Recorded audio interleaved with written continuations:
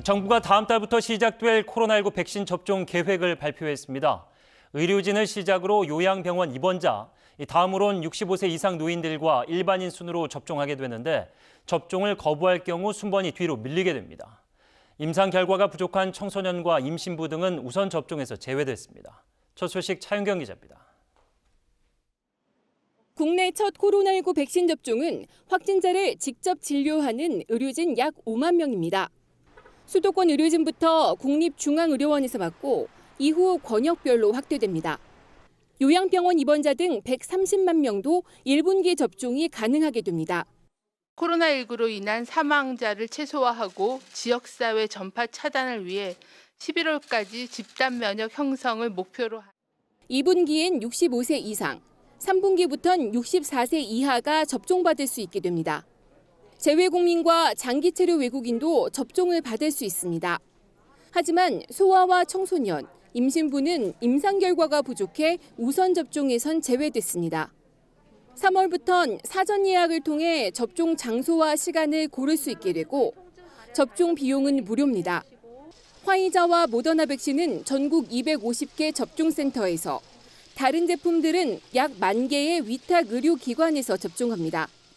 여러 종류의 백신이 순차적으로 공급되는 상황에서 개인별 백신 선택권은 부여하기는 어려운 상황입니다.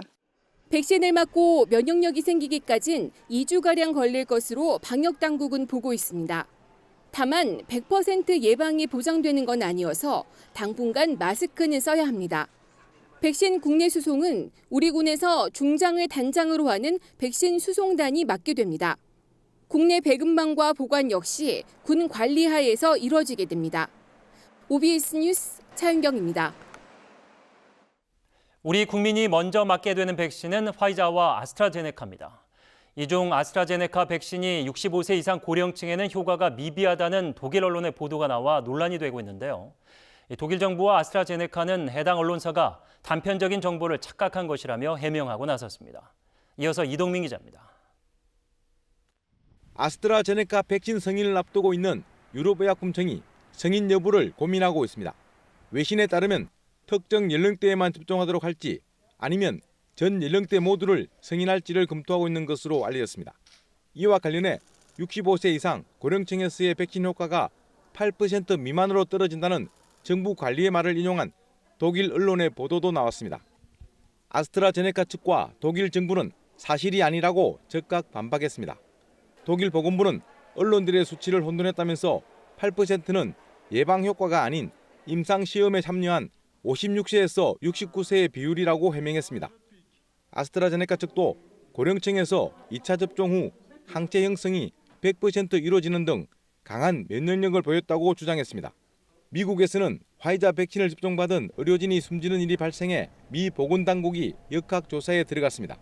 영국은 새 변이 출현을 막기 위해 남미 국가 등 22개국의 입국을 금지하고 해당 국가를 여행한 자국민은 무조건 격리 조치하기로 했습니다. We need to be sure that the vaccine rollout is continuing to be successful as it is. And most important, we need to see the impact of our vaccines on those graphs of mortality. 세계보건기구는 영국발 변이 바이러스가 일주일 만에 10개국 늘어나 70개국으로 확산됐고 남아공발 변이는 31개국, 브라질발 변이는 8개국이라고 밝혔습니다. OBS 뉴스 이동민입니다.